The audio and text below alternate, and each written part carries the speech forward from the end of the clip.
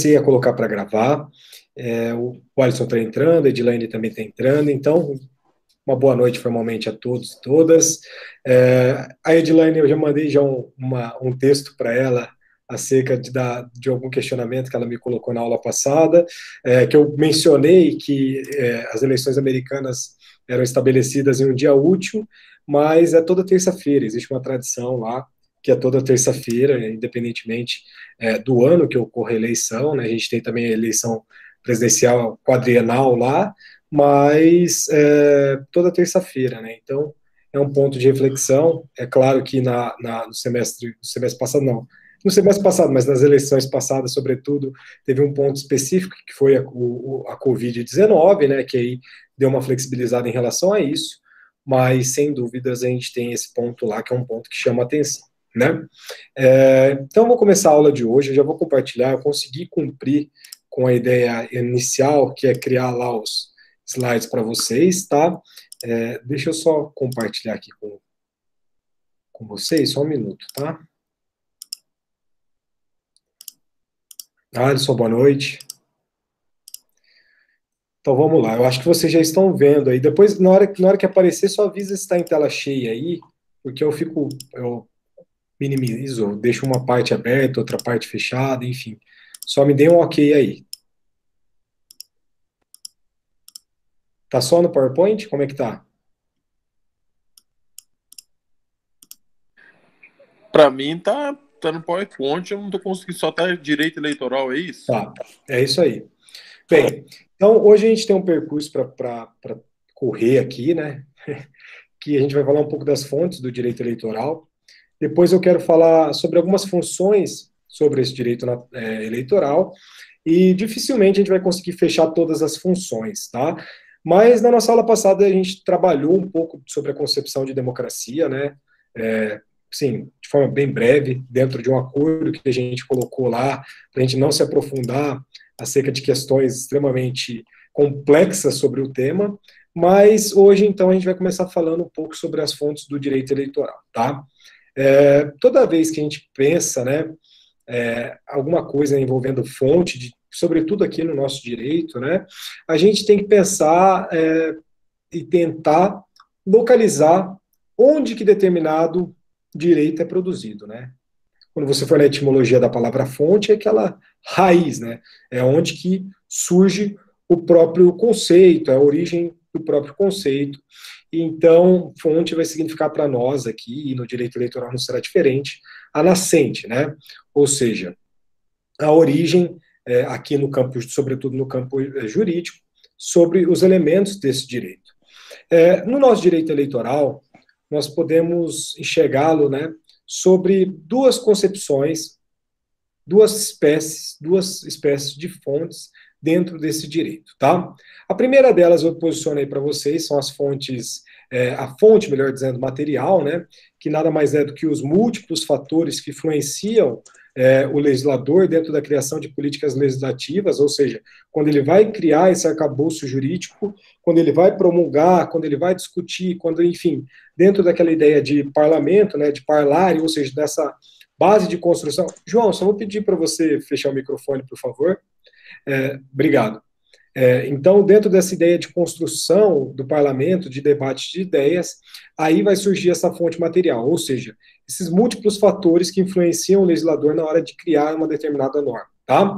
É claro que esses fatores podem ser fatores subjetivos, ou seja, fatores psicológicos desse legislador, alguns fenômenos que são fenômenos sociais, ou seja, fenômenos que esse legislador ele está incluído dentro de uma parte da sociedade, ou seja, uma ordem histórica, uma ordem social, uma ordem religiosa, uma ordem econômica, envolvendo valores, envolvendo moral, envolvendo política, enfim, é uma ideia que vai trazer uma concepção de fatores externos que influenciam esse legislador na hora de uma criação de determinada legislação, tá?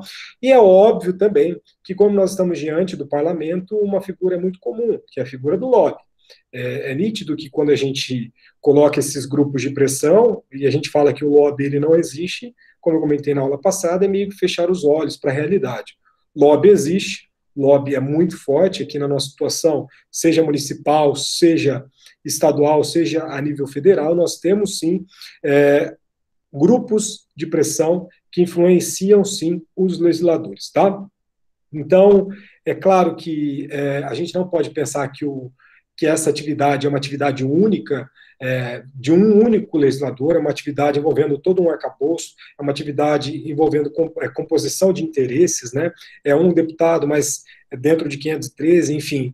Então, é dentro dessa composição de interesses que nós estaremos diante da fonte material, tá? Então, é justamente aqui que nós temos essa fonte, que é a fonte inaugural, que são das múltiplos fatores que influenciam o legislador, beleza? Além disso, nós temos as nossas chamadas fontes formais, tá?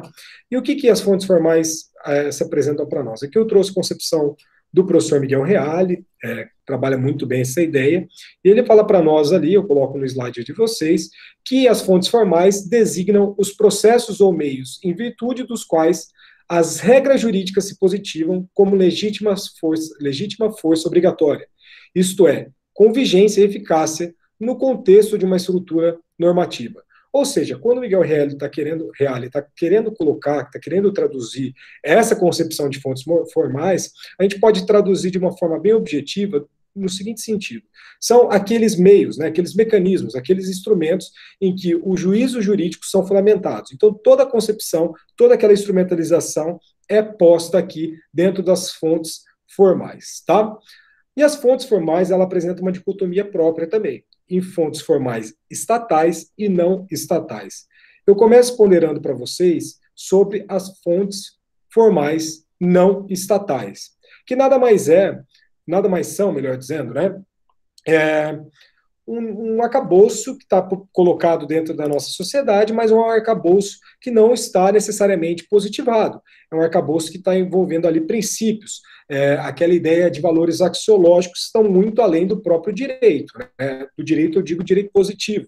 Então, quando nós estaremos diante de fontes formais não estatais, nós estaremos diante de princípios, de negócios jurídicos, ou seja, de contratos formulados entre as partes, e é nítido que dentro da ideia de concepção de negócios jurídicos, o negócio jurídico ele vai ser presente de forma veemente até aqui nas nossas relações eleitorais. Tanto é que o nosso professor, meu colega de mestrado, Alexandre Melatti, ele escreve sobre direito negocial, sobre compliance eleitoral, ou seja, ali dentro dessa ideia de contratos formulados pelos partidos políticos que podem sim celebrar negócios jurídicos. Eles são partícipes também dessa relação civil, tá? Quando nós pensamos também em negócio jurídico eleitoral, um exemplo muito básico, estatuto partidário, né, o estatuto de partido político, o acordo de vontades, aí, quando eu coloco para vocês nos exemplos, né, firmado entre partidos e candidatos, como por exemplo, para estabelecer tempo de televisão dentro do próprio partido, ou seja, democracia interna dentro do próprio partido, que pode ser estabelecido dentro de atos negociais, de negócios jurídicos internos do próprio partido, tá? Então, é uma fonte formal, mas é uma fonte formal não estatal. Perfeito? Gente, quem chegou agora, só coloquem aí o primeiro nome de vocês no chat, só para eu depois lançar a presença, tá? Desculpa por ser repetitivo, mas vai facilitar muito a minha vida depois. Então, nós temos as fontes formais não estatais e a gente tem as fontes formais estatais. E é nítido que diante das fontes formais estatais, nós estaremos propriamente dentro do nosso arcabouço jurídico, normas jurídicas emanadas do Estado, normas jurídicas colocadas pelo Estado, muitas das vezes, né, decorrentes do próprio processo legislativo, seja esse processo legislativo constitucional ou infraconstitucional. É claro que eu falei na maioria das vezes, porque a gente vai colocar, por exemplo, coisas que são particulares do nosso direito eleitoral, por exemplo, as resoluções. As resoluções do Tribunal Superior Eleitoral têm uma força muito interessante aqui para regulamentar questões administrativas das eleições. Então, nós estamos muito além, quando a gente falar de justiça eleitoral, muito além daquela concepção meramente de jurisdição, tá? Nós temos outras funções muito além daquela mera função de julgar, que é muito comum nos nossos tribunais aí comuns, vamos dizer assim, tá? Eu trouxe para vocês alguns exemplos sobre essas fontes formais estatais. São princípios e regras também estabelecidos dentro de um princípio da generalidade, ou seja, devem ser seguidos por todos. E aqui é claro que nós temos, no plano constitucional, a nossa Constituição Federal, ali nós temos princípios que são princípios fundadores, são pedras de toque do nosso direito eleitoral, como, por exemplo, sistema de governo, artigo 1º, a ideia de nacionalidade, que é o artigo 12º, que são artigos que nós trabalharemos, direitos políticos, artigo 14º, partidos políticos, competência legislativa, organização da própria justiça eleitoral, que a gente já vai começar a enfrentar na aula de hoje. Além disso, nós temos tratados internacionais e convenções também internacionais. Lembre-se, quando vocês estiverem diante do direito internacional público, a ideia de tratado internacional ele deve estar ou ali meio que no mesmo plano da Constituição, ou muito próximo, seja na supralegalidade, ou nesse meio caminho entre a intraconstitucional e constitucional, mas aqui também no nosso direito eleitoral nós temos, sim, tratados e convenções internacionais, por exemplo, a Convenção Americana de Direitos Humanos, Pacto Internacional de Direitos Civis, enfim, são convenções extremamente clássicas que vocês se deparam aí no plano da prática, no plano acadêmico, de forma cotidiana, e aqui nós temos esses exemplos, né, entre outros, tá? Já no plano infraconstitucional, nós temos nosso Código Eleitoral, eu vou colocar alguns pontos aqui sobre o nosso Código Eleitoral também na nossa aula de hoje. O nosso Código Eleitoral, por incrível que pareça, ele vem de uma época que o Brasil não estava no regime democrático, ele é datado de 1965, é a Lei 4.737, tá? Ele vai colocar normas que disciplinam ali e organizam, sobretudo, os direitos políticos, né? E ele também vai definir as competências e as definições dos nossos órgãos da Justiça Eleitoral. Além disso, nós temos uma lei que é uma lei complementar, que é fundamental para a nossa disciplina, que é a Lei Complementar 64 de 90, que é a lei lei de inelegibilidade, tá? Ela vai colocar ali acerca das inelegibilidades infraconstitucionais. É muito interessante que está no plano da lei complementar, e a gente vai estudar o porquê disso. A própria Constituição define isso no parágrafo 9º do artigo 14º da Constituição, né, sendo redundante, mas ali nós estamos diante de uma lei complementar, que é a Lei Complementar 64/90. Além disso, lei dos partidos políticos, leis das eleições, e aqui nós temos alguns aspectos interessantes, né, que são próprios da nossa justiça eleitoral. Eu não vou passar aqui, eu vou passar só dando como exemplo, mas depois a gente vai se aprofundar, que são, na verdade, as resoluções do TSE, né, a resolução do TSE, que tem um peso muito interessante, que é uma ordem normativa do órgão pleno do Tribunal Superior Eleitoral, né, que vai colocar regras, e assim, essas regras geralmente são colocadas em situações abstratas, ou seja, situações abstratas e genéricas, que vão estabelecer ali regras gerais sobre determinados temas, sobretudo as questões eleitorais, no caso por exemplo, calendário eleitoral. A gente vai colocar alguns exemplos quando a gente tratar especificamente da resolução ou das resoluções do Tribunal Superior Eleitoral. Além disso, um ponto que é muito interessante aqui, que eu acho que dá uma questão de uma carga dinâmica muito interessante, de uma segurança jurídica, como eu comentei com vocês na aula passada, o direito eleitoral é uma advocacia de nicho. E uma advocacia de nicho, ela tem de ser uma advocacia, comparado com as outras, um pouco mais respeitada. São profissionais, não, assim, em todas as áreas a gente tem profissionais extremamente gabaritados. Só que parece que a especialidade, sobretudo na justiça eleitoral, é uma especialidade que te garante ali algumas questões que você acaba não se deparando em outras atividades profissionais dentro da advocacia, e eu novamente falo da advocacia, que é onde é a minha área de atuação profissional.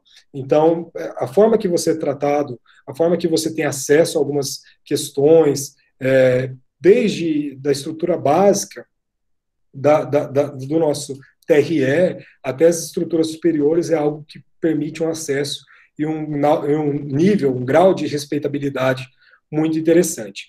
E essa consulta, como eu coloquei para vocês, ela garante uma segurança jurídica, por quê? Porque nada mais né, essa ideia de consulta, uma submissão de alguma possibilidade abstrata que venha a ocorrer no futuro. E esse tribunal, que é o tribunal especializado, né, vai analisar esse caso e vai entender ali se de fato isso pode ser aplicado, pode ser feito ou não. Ou seja, a pessoa submete uma dúvida que ela tem, porque a gente vai verificar ali que, dependendo da prática, isso pode gerar uma inelegibilidade, isso pode gerar crime eleitoral, pode gerar algumas multas, algumas sanções, enfim. E aqui, dentro dessa ideia de consulta, você faz uma consulta prévia e, a depender da resposta do tribunal, você fala, opa, então eu posso agir assim ou não. E é claro que existe uma ideia de uma pergunta genérica que você vai submeter ao tribunal. Você não vai poder falar do seu caso em concreto e a gente vai entender ali de forma específica. Além disso, eu falei para vocês que a gente tem um peso muito grande aqui em relação aos precedentes, né? Precedentes da Justiça Eleitoral, sobretudo do Tribunal Superior Eleitoral e dos tribunais regionais eleitorais, tá? Então, quando o Supremo Tribunal Federal também, mas quando a gente está dentro desses níveis, né? Claro, vai ter ali um maior grau de observância em relação aos precedentes, tá? Então, isso é algo que já estava colocado antes mesmo do Código de Processo Civil de 2015, só que aqui na Justiça Eleitoral a gente tem uma prática muito comum de se observar esses precedentes, né? E é claro que esses precedentes podem ser superados dentro de algumas regras já estabelecidas também, hoje pelo Código de Processo Civil. Avançando aqui, a gente tem um ponto muito importante, né?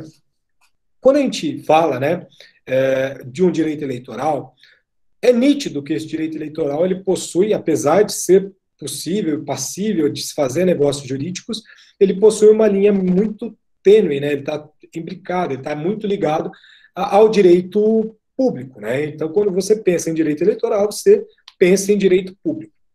Então, quando a gente fala em direito público, via de regra, nós estaremos diante de normas cogentes, né? Ou seja, você tem aquelas normas imperativas, aquelas normas de ordem pública que necessariamente precisam, sim, serem observados, tá? Então, se você tenta alterar ou tenta, enfim, modificar, deixar de lado, não interpretar alguma coisa dessas normas de ordem pública, é nítido que nós estaremos ali diante de uma nulidade. Então, sob hipótese alguma, essas normas cogentes podem ser alteradas por particulares, tá? Aqui eu coloco para vocês um ponto, só para eu pontuar, né, que eu acho interessante, acerca dessas regras eleitorais, né? Eu coloco para vocês. As regras eleitorais apresentam preceito e sanção. Eu vou só desenvolver isso de forma bem sintética, porque a gente consegue enxergar isso diante desse exemplo que eu coloco aqui para vocês. Ó, 41A da Lei 9.504 de 97, que proíbe a captação ilícita de sufrágio. Então, quando a gente está diante desse artigo 41A da Lei 9.504 de 97, nós estamos diante de uma norma que a violação dessa norma pode implicar uma imposição de uma multa e a cassação do registro ou do diploma, e bem como, de forma secundária, a própria inelegibilidade. Então, nós estamos diante aqui de algumas coisas que são colocadas na nossa lei, que é um preceito geral, um preceito abstrato, e que a violação desse preceito abstrato pode gerar uma sanção, né? Então, é nítido que nós estamos diante dessa ideia de sanção de forma genérica, né? E que essa norma, ela, dentro da nossa lógica jurídica, né, possui lá uma norma abstrata. Essa norma abstrata, caso seja realizada no plano da subsunção, ela gerará uma sanção para este indivíduo, perfeito? Então, é isso que eu queria falar primeiro com vocês em relação às fontes, né, do nosso direito eleitoral. Então, além disso, agora, para a gente começar a trabalhar acerca da nossa organização da Justiça Eleitoral, é impossível eu fazer isso sem fazer um breve recorte histórico, tá? Então, aqui a gente vai voltar um pouco para a gente estudar a origem do que seria a nossa Justiça Eleitoral, e eu indico para vocês um livro, deixa eu ver se eu acho esse livro aqui, só a capa. Eu tenho esse livro, eu acho que eu tenho esse livro até em PDF. Deixa eu abrir aqui, porque daí eu compartilho aí com vocês.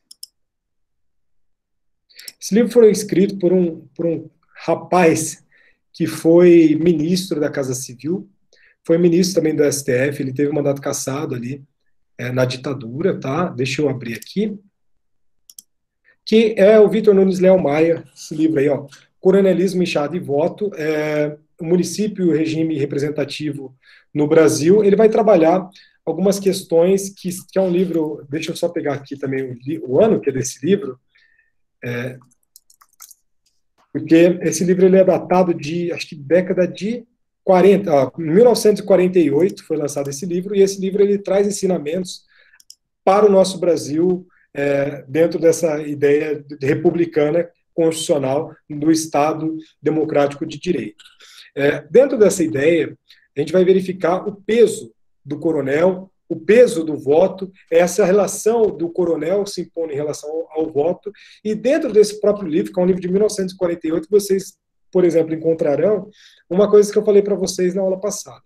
Todo ano ímpar, a legislação eleitoral muda.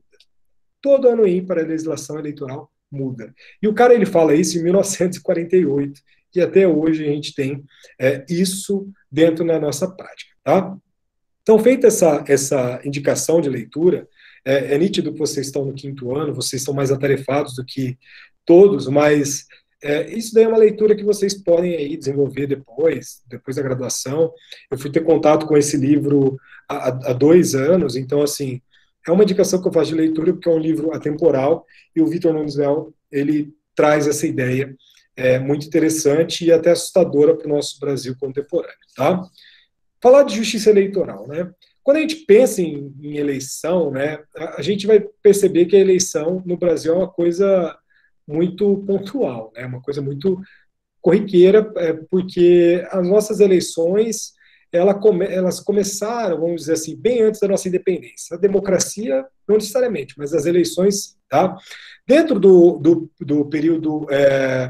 período colonial estabelecido aqui no nosso Brasil, existia já uma votação lá que era para escolher os componentes das câmaras municipais, tá?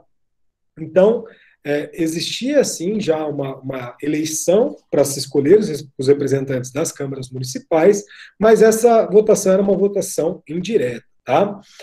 Então, você elegia primeiro os representantes desse colégio, para depois eleger os membros das câmaras, tá? Desculpa. Em 1821, o Dom João VI, ele convoca os brasileiros para escolher ali aquilo que ele chamou de Cortes Gerais de Lisboa. Então, quando Dom João VI ele convoca os brasileiros para se inscrever aí essas Cortes Gerais de Lisboa, ele buscava redigir ali a Constituição, né? A Carta da Constituição da monarquia portuguesa aqui para nós, tá? Então, nós podemos dizer que dentro de 1821 foi a primeira vez que, sim, houve uma votação para cargos gerais, já que as eleições que aconteciam antes, no período colonial, eram eleições voltadas especificamente para o legislativo municipal, para o legislativo local, nessa ideia das câmaras municipais, tá? Evoluindo um pouco, já no Brasil Império, nós tivemos algumas colocações, como, por exemplo, o voto era um voto que a gente é um voto popular, não popular, voto popular, mas uma nomenclatura popular, que é o nosso voto censitário. O voto censitário permitia, sim, aos eleitores a escolha, por exemplo, de deputados, senadores e também membros das assembleias legislativas provinciais e também das câmaras municipais. E dentro desse período do Império, a gente teve uma lei muito importante, o Vitor Nunes Leal trabalha bastante essa lei no livro dele, que é a nossa lei Saraiva, tá? O que essa lei Saraiva ela colocou para nós? Ela vai introduzir o voto direto no Brasil. Então, dentro do Brasil colônia, né, nós tínhamos votos indiretos, e aqui na lei Saraiva, pela primeira vez, aparece a ideia de voto direto. Justiça eleitoral. Então, nós falamos ali no Brasil Império, nós damos um salto gigantesco na nossa história para a gente chegar na justiça eleitoral, e a justiça eleitoral ela foi fruto da Revolução de 30. Tá? Eu também tenho uma sugestão de leitura, aquela trilogia do Vargas é uma trilogia muito interessante. Eu tive contato com essa trilogia aí nessas minhas férias. Fica muito aí a sugestão, sobretudo para o livro 2.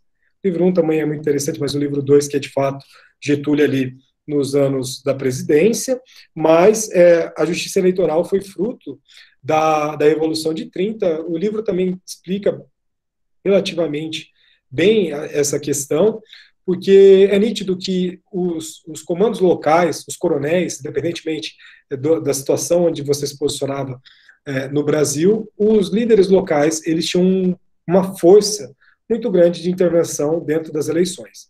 Então, para um adversário político ser eleito, era impossível na prática. Então, a justiça eleitoral ela aparece como um fruto da Revolução de 1930, né? Que, como que eu coloquei para vocês, existia uma interferência muito grande.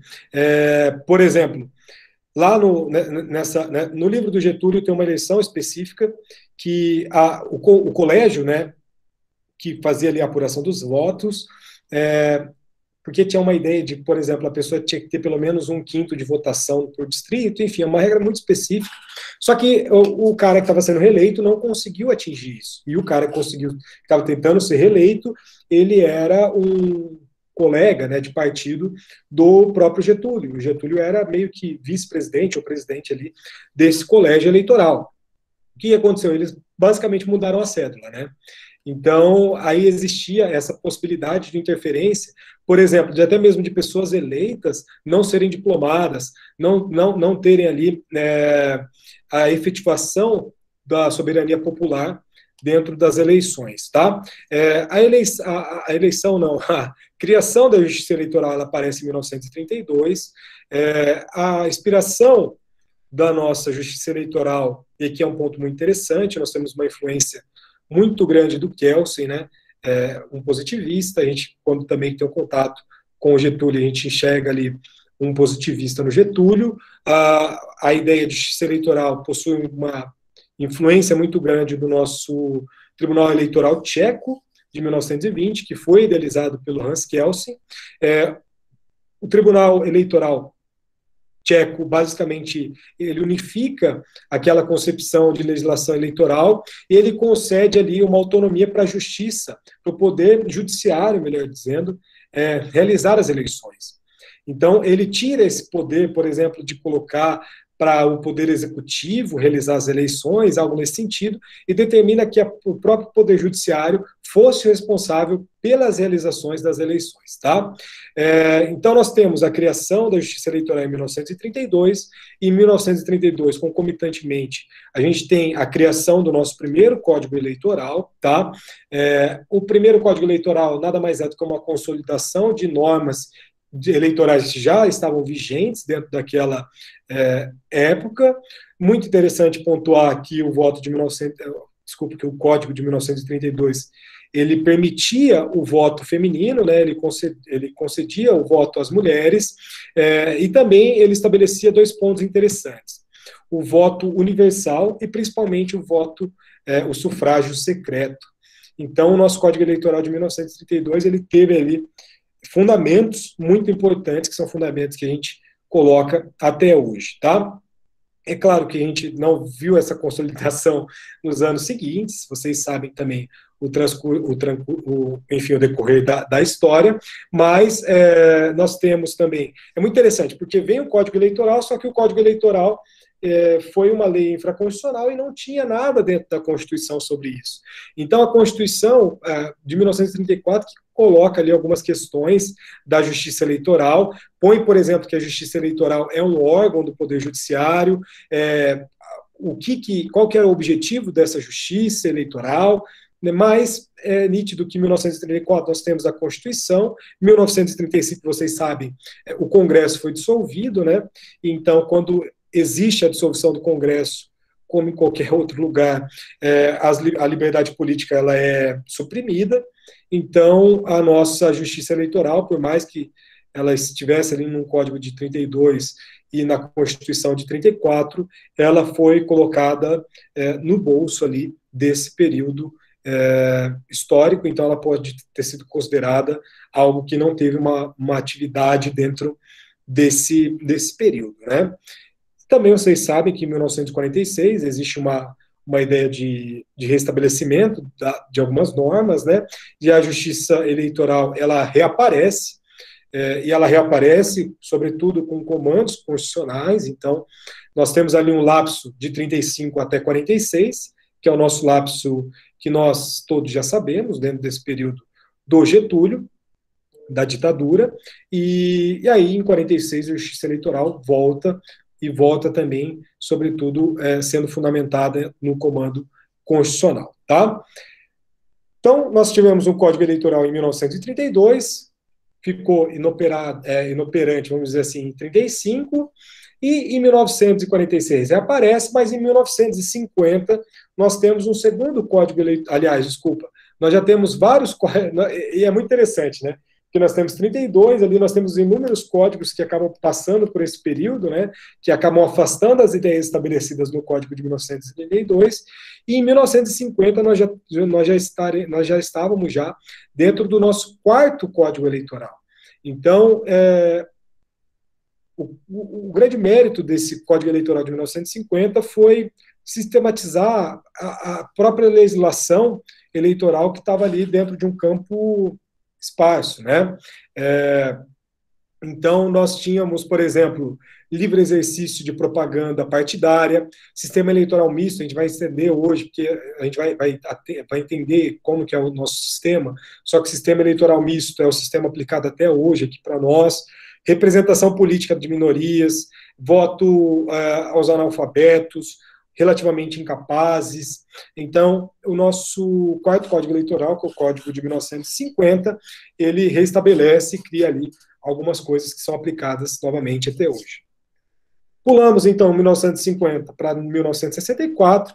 Vocês sabem que em 1964 aí vem uma outra indicação de leitura, que é outra trilogia, que é a trilogia do Hélio Gaspari, né? Os livros da ditadura.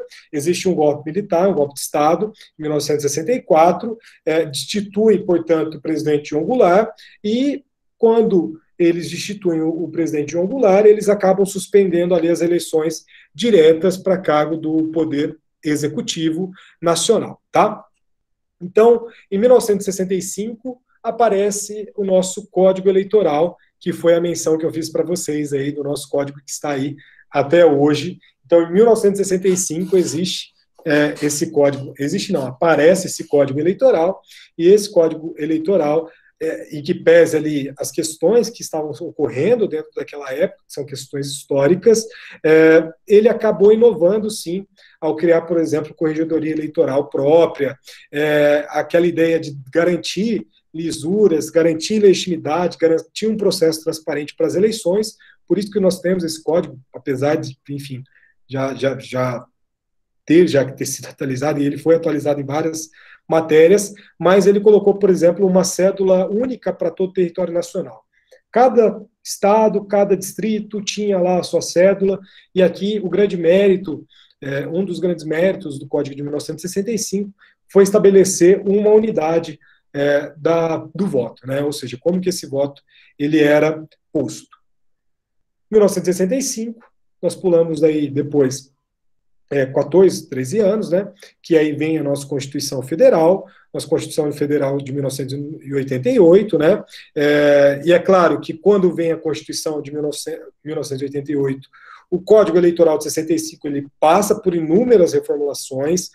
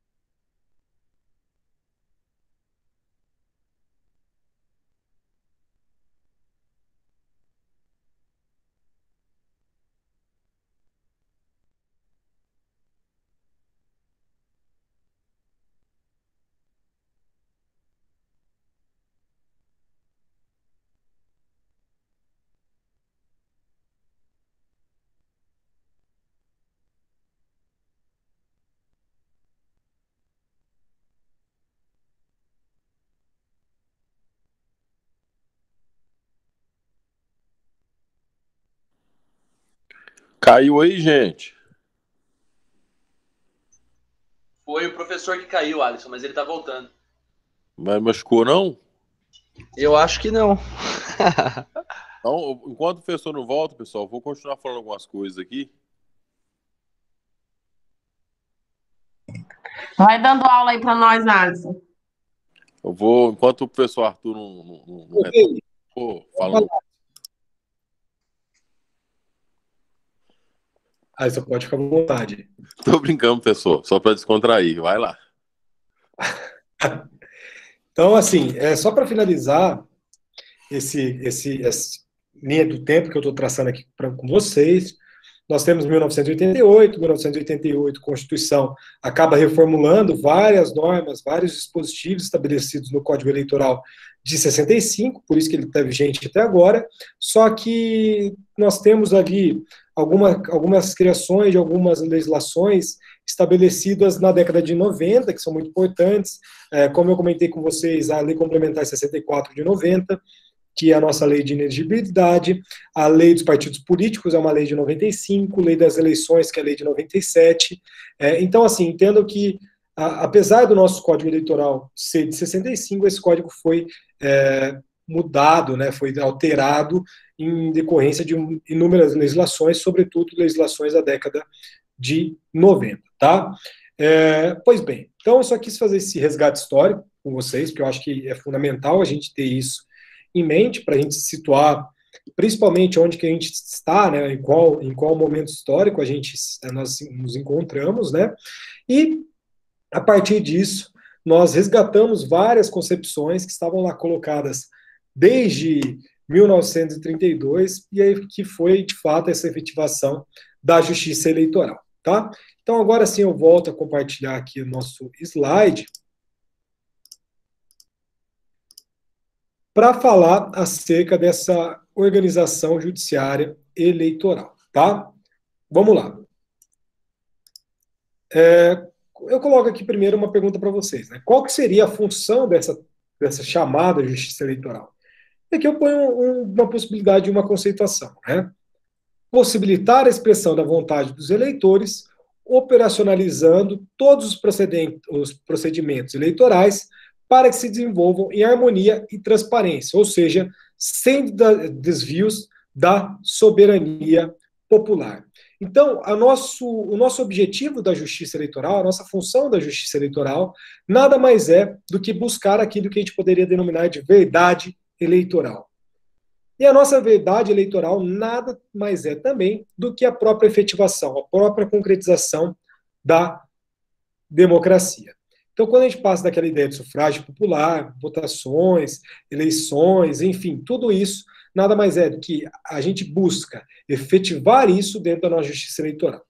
Então, nós temos uma organização judiciária eleitoral que é composta basicamente ali pelo Tribunal Superior Eleitoral, tribunais regionais eleitorais, os nossos famosos TREs, né, juízes eleitorais e juntas eleitorais, beleza?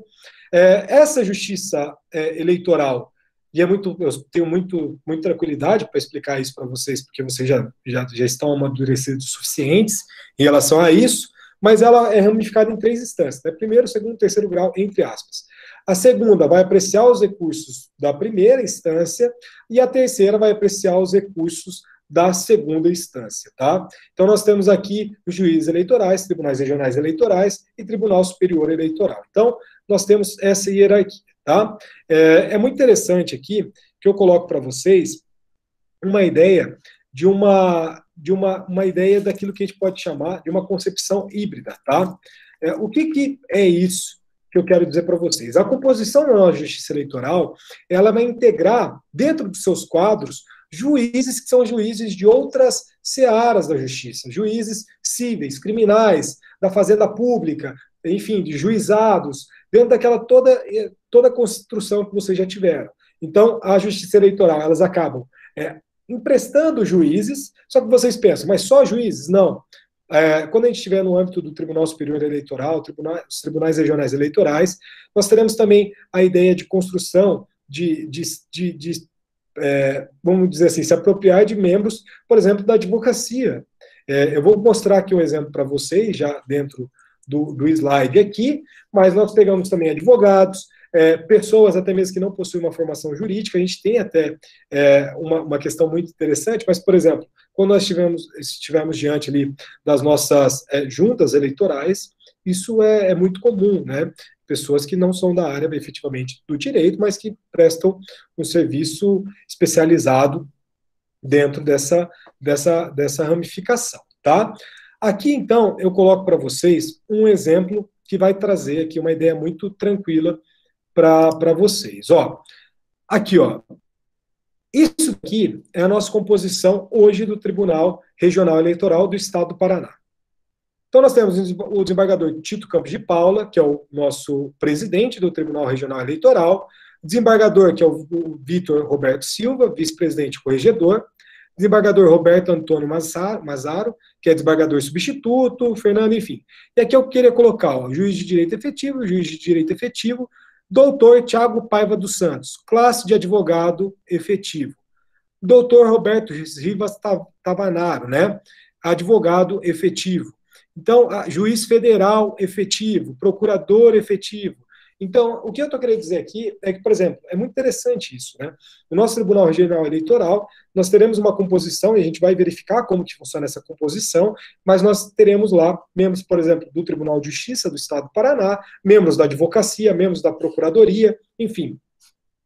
Esses membros aí que acabam fazendo a composição deste Tribunal Regional Eleitoral aqui para nós, dentro do nosso caso do Estado do Paraná, tá?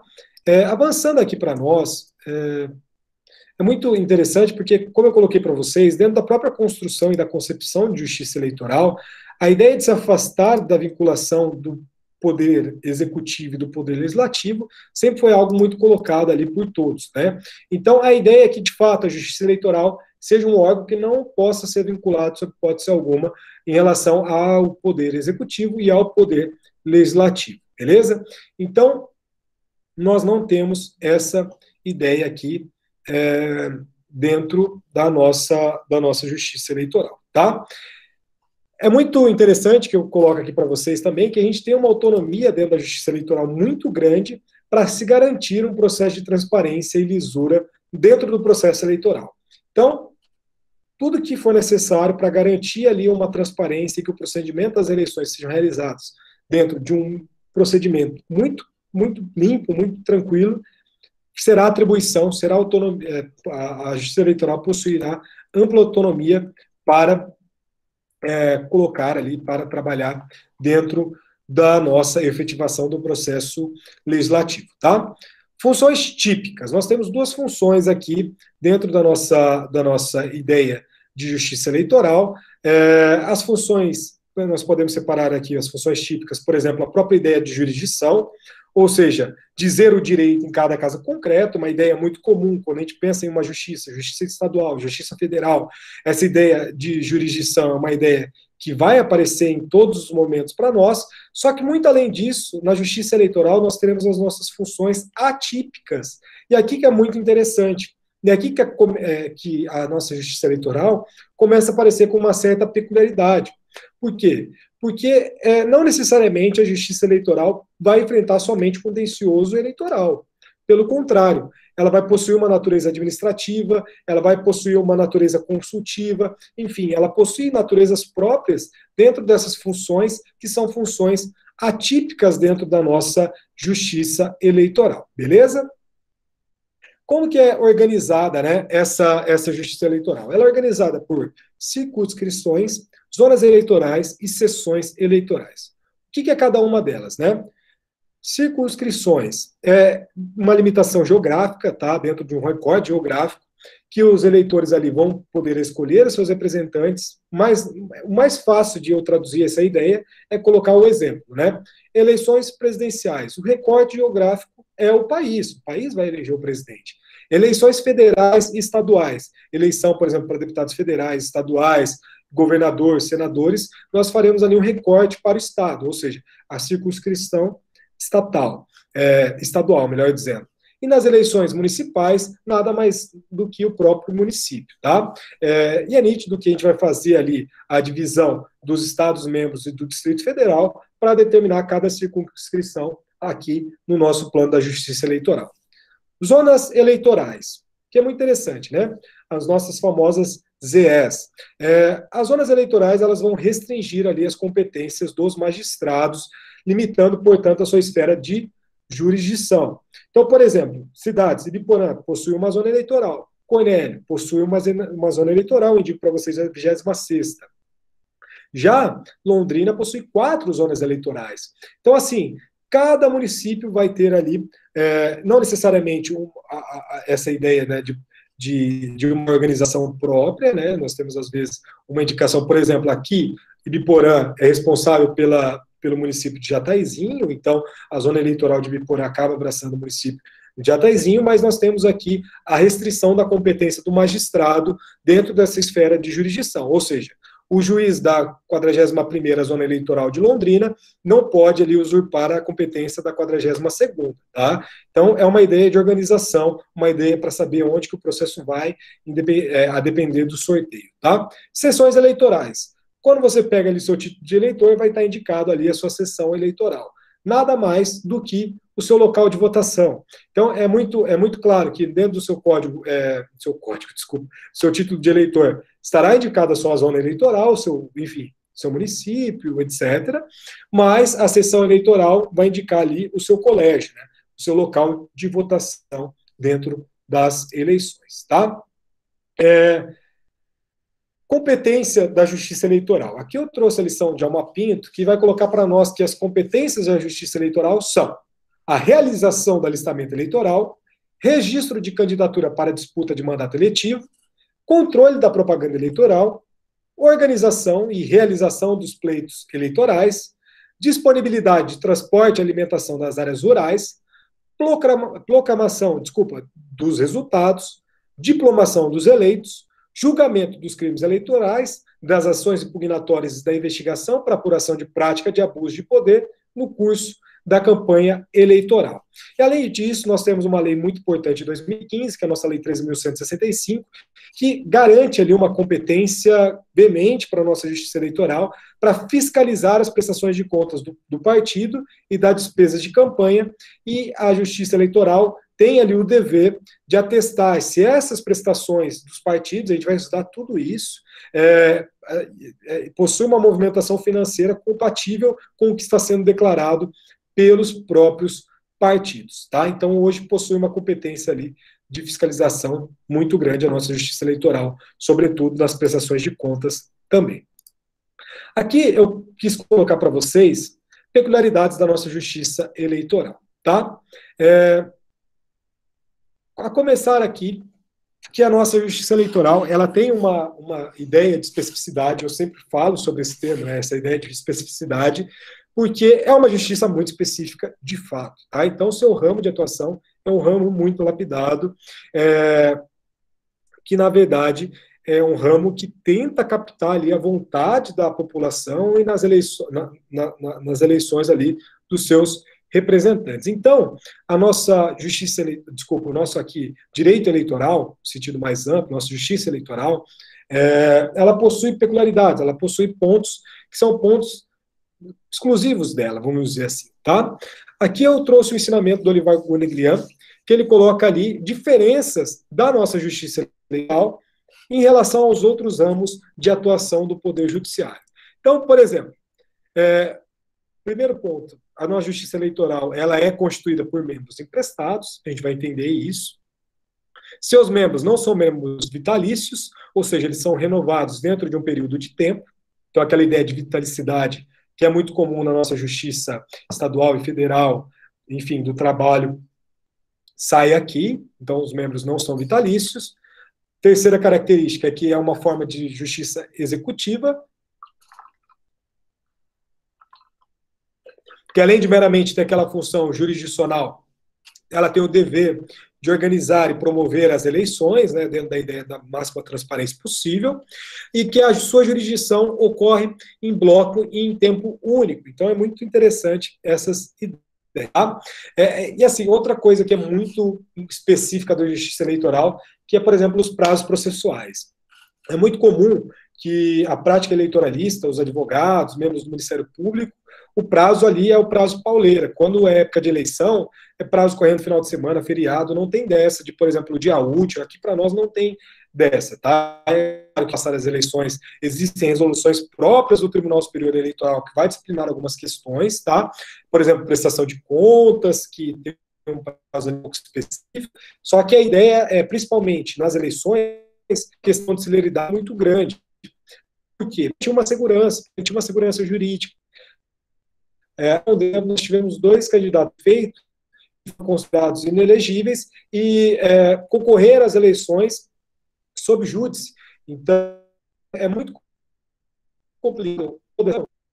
Por quê? Porque uma segurança, não foi o caso aqui de uma eleição de algum desses candidatos, mas imagine segurança. A pessoa vai, passa pelo processo, é eleita, e aí a candidatura dela está sob júdice, verificar se vão registrar ou não, de fato, essa candidatura. Então, assim, a ideia é ser um processo mais célere possível, mais rápido possível. Então, os prazos são os prazos mais exíguos do nosso direito, tá? E também, com exceção ali do nosso ano passado, que foi um ponto bem específico dentro das nossas eleições, a data da eleição, via de regra, ela não é alterada, né? Então, por ela não ter uma data alterada, é claro que o prazo ali vai correr solto e a gente precisa entregar esse resultado o mais rápido possível, tá? Além disso, um ponto muito específico, que vem na ideia de consultas, né? Que a Justiça Eleitoral, ela pode emitir opiniões. Essas opiniões serão emitidas por meio de consultas, tá? E a ideia de consulta vai tentar garantir uma segurança jurídica, tá? Ou seja, já falei um pouco de vocês de consulta, mas é uma ideia genérica que vai ali traduzir uma possibilidade abstrata do plano prático, que vai ser consultado para a Justiça Eleitoral, e a Justiça Eleitoral vai analisar se pode ou não fazer aquilo, enfim, para se garantir uma segurança, para não penalizar, não ter aquela ideia de sanção, que pode gerar um risco de inelegibilidade, enfim. Então, tem essa ideia de consulta, então a Justiça Eleitoral, ela pode sim emitir opiniões. Na nossa Justiça Eleitoral, a gente não tem isso, né? Não vem nenhuma exceção à mente, mas não, a gente não tem isso, né? O juiz não pode, você não pode chegar no juiz e fazer uma pesquisa com ele em relação a um caso que você irá enfrentar, por mais abstrato que seja, né? Além disso, eu coloco para vocês, a gente vai entender um pouco melhor isso, só que a gente não tem um quadro próprio de magistrados. Por exemplo, eu coloquei aqui a composição atual do Tribunal Regional Eleitoral. Essa composição, ela muda. E muda quando? Via de regra, de 2 em 2 anos, tá? Esses 2 em 2 anos podem sim ser prorrogados dentro da nossa ideia de biênio consecutivo, ou seja, por mais 2 anos, dentro também da ideia de princípio da temporalidade, tá? E é claro que existe uma gratificação que é paga para esse juiz, para esse eventual desembargador, para esse advogado que exerce essa função. No caso do magistrado, a gratificação é mais interessante porque ele recebe um adicional, né? Ou seja, ele é um juiz, por exemplo, de comarca da Vara Civil aqui de Biporã, só que ele ocupa também como juiz da zona eleitoral aqui de Biporã. Então, ele recebe uma gratificação por esse serviço prestado, tá? Avançando aqui na nossa aula, eu queria falar para vocês sobre resoluções, tá? O que são resoluções? Carlos Mário da Silva Veloso, nosso ministro, Valber de Souza de Moura Agra, procurador federal. O que eles falam? O que seriam essas resoluções? Resoluções são normatizações expedidas pela Justiça Eleitoral para regulamentar o procedimento das eleições, e elas não significam uma exceção ao princípio da legalidade. Muito pelo contrário, representam atos administrativos que têm a função de regulamentar dispositivos legais, deixando claro o conteúdo exposto nos mandamentos jurídicos. Deixa eu interromper aqui para mostrar um exemplo de resolução aqui, tá? Deixa eu só compartilhar aqui com vocês. Isso daqui está lá no nosso site do Tribunal Superior Eleitoral, eleições de 2020, normas e documentações. Olha aqui, nós temos algumas resoluções, tá? Resoluções todas do TSE, E aqui, por exemplo, essa resolução, muito importante, a 23627 de 2020, ela instituiu o calendário eleitoral das eleições de 2020, em conformidade com a emenda constitucional 107 de 2020, que ali foi a emenda da Covid, tá? Vou só abrir aqui para vocês terem uma ideia do que que são essas resoluções, tá? Então, nós temos aqui, né, um número de processo, um número do CNJ, coloca aqui, ó, ministro Luiz Roberto Barroso, nosso presidente, né, do Tribunal Superior Eleitoral, institui o calendário eleitoral das eleições em conformidade com a emenda constitucional, bonitinho, né? E aqui ele vem no anexo, ou seja, aqui ele vai colocar o que vai acontecer no dia 25 de novembro, dia 29 de novembro, 10, 19 de dezembro, enfim, vamos pegar aqui, por exemplo, ali o nosso dia da eleição propriamente dito, ó. 15 de agosto, data a partir do qual são vedados os agentes. Vamos aqui, dia 17. Último dia 18.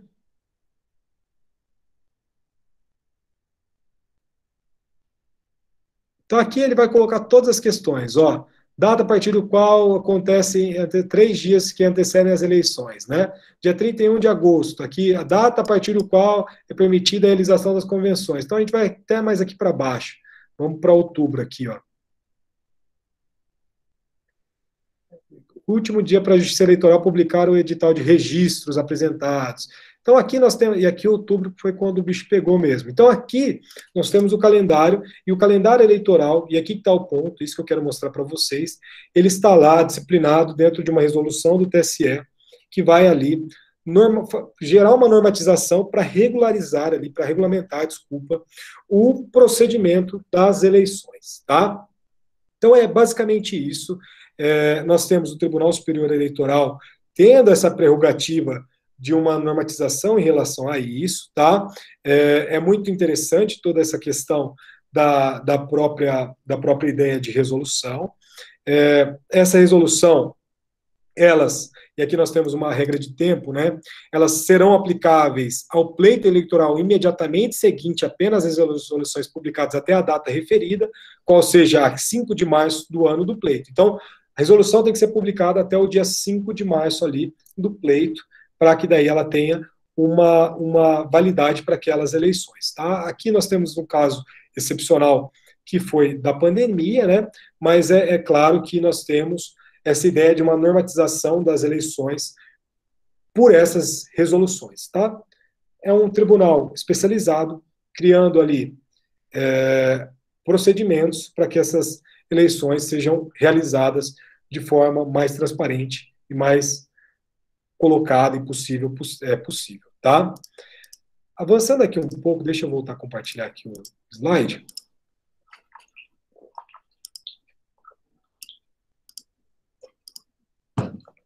Consulta. Aqui a gente vai trabalhar um pouquinho mais sobre a consulta, tá? Como eu falei para vocês, a nossa consulta, ela tem uma ideia muito própria de uma concepção, de uma peculiaridade, de uma coisa muito específica da nossa justiça eleitoral, tá?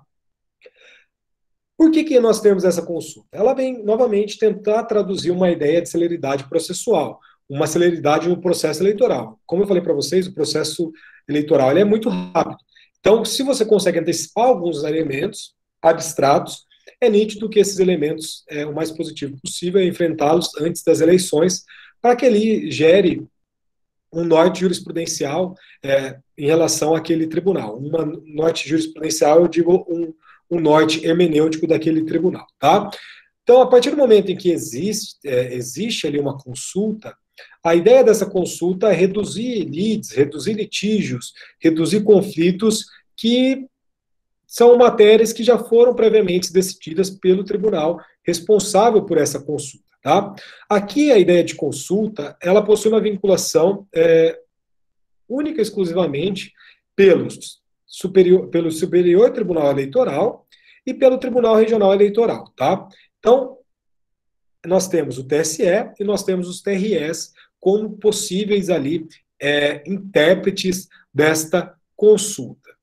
E é claro que aqui vai variar conforme a competência. A gente vai estudar a competência do TSE e dos TREs, mas vai variar conforme a competência, e aí você submeterá essa consulta a depender ali da competência, tá? A consulta nada mais é do que perguntas. Você submete perguntas para este órgão e este órgão vai responder essas perguntas, beleza?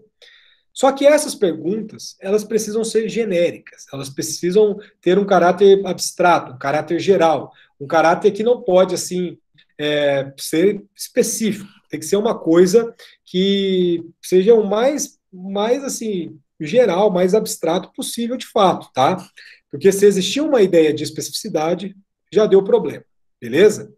Aqui eu trouxe um conceito do professor Ribeiro, né, Fávila Ribeiro, que ele fala para nós, ó, uma ideia de conceituação. Consultar é descrever situação, estado ou circunstância de forma bastante genérica para permitir a sua utilização posterior de maneira sucessiva e despersonalizada, com o propósito de revelar dúvida razoável e genérica em face de lacuna ou obscuridade legislativa ou jurisprudencial, desde que não se configure antecipação de julgamento judicial, tá? Julgamento judicial específico. É muito interessante essa ideia, por quê? Porque, como eu falei para vocês, cada ano PIMPA muda-se ali, mudam-se as normas, né? Mudam-se as questões legislativas em relação àquele pleito, enfim. Então, como a gente tem uma alteração legislativa muito grande, é claro que vai surgir ali inúmeras dúvidas das pessoas que vão concorrer a esses cargos, dos partidos, enfim. E aí, como que fica, né? A gente vai opor embargo de declaração contra o legislador? Não tem como.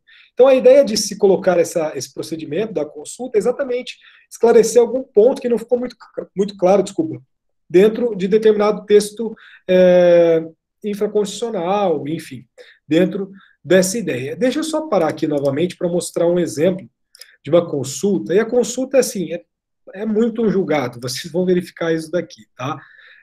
Deixa eu colocar aqui, compartilhar, aqui, ó, consulta, tem até um número aqui, número de CNJ, né? PJE, Brasília, Distrito Federal, ou seja, é um Tribunal Superior Eleitoral, analisando uma consulta da senadora Vanessa Graziotin, que é a senadora pelo Amazonas, eu acho. Não sei, eu acho que é pelo Amazonas. Relatora ministra Rosa Weber. Aqui nós temos a ementa, né? Ó, consulta.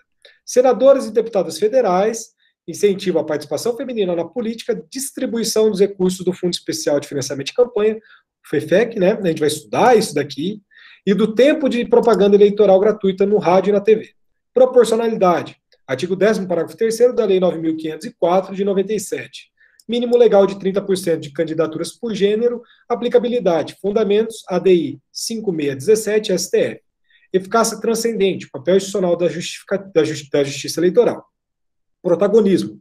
Práticas afirmativas, fortalecimento, democracia interna dos partidos, quesitos respondidos afirmativamente. Então, olha aqui que interessante como funciona isso. Ó. São perguntas de fato. Ó. Aplica-se a decisão do STF que conferiu interpretação conforme tal, mínimo legal de 30% de candidaturas femininas? Havendo percentual mais elevado do que 30% de candidaturas femininas, o mínimo de recursos globais do partido destinado às respectivas campanhas deve ser na mesma proporção? Aqui a gente vai estudar tudo isso. Daqui é o ponto mais nas nossas últimas eleições, nós tivemos uma aplicabilidade muito importante aqui, fundamentado também dentro dessa consulta, tá? Aplica-se decisão do STF. Então, assim, são perguntas, foram 4 quesitos formulados, consultados perante o Tribunal Superior Eleitoral, e esses quesitos foram acolhidos, né? Ou seja, aqui ela vai responder a ideia do que está sendo colocado aqui, se de fato, por exemplo, se existir mais de 30% de candidaturas femininas, necessariamente o fundo tem que chegar também dentro dessa porcentagem. Então, tudo isso aqui é colocado dentro de perguntas, e essas perguntas foram respondidas dentro dessa consulta aqui, 0600252218, 6000000. Então, aqui nós temos um exemplo de consulta que eu quis colocar aqui para vocês, tá? Além disso, voltando a apresentar aqui para vocês,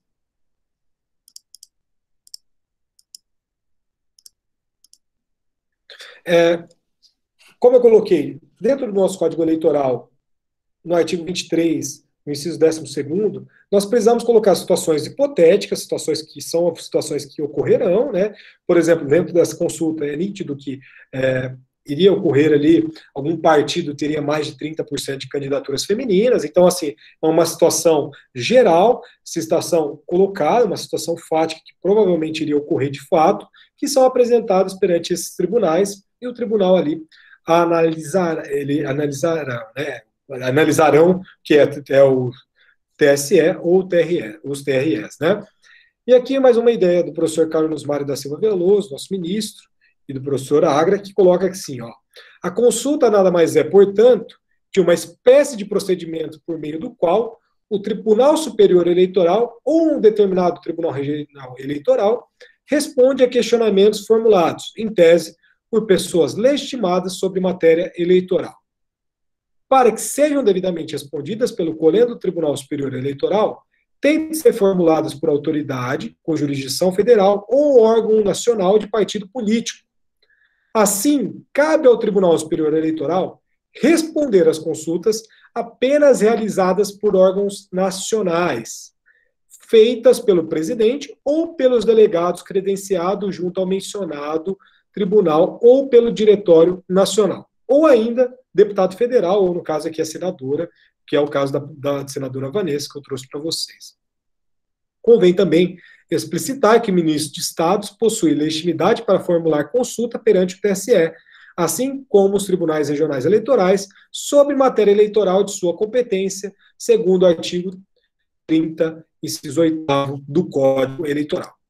Então, temos sobre as nossas competências, sobre as nossas consultas, tá? É muito interessante esse ponto. Por quê? Porque será que qual que é a natureza dessa consulta? Né? É uma natureza jurisdicional ou não? Isso chegou no STF, e o STF ele entendeu que a consulta não vai apresentar uma natureza jurisdicional, tá? Então é uma natureza consultiva, é uma função consultiva que a nossa Justiça Eleitoral tem, que é muito específica. Então, ela sai um pouco da alçada de jurisdição, por mais que seja uma construção de um voto mesmo, eu acho que isso ficou claro para vocês, mas é uma função consultiva dentro da nossa Justiça Eleitoral.